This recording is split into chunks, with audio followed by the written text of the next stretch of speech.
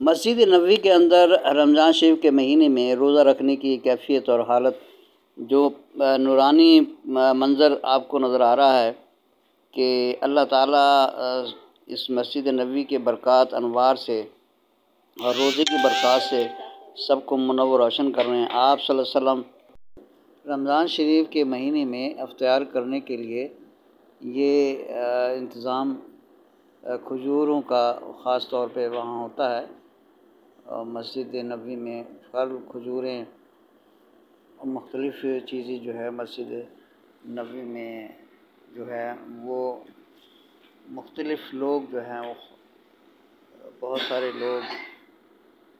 اس کا انتظام کرتے ہیں۔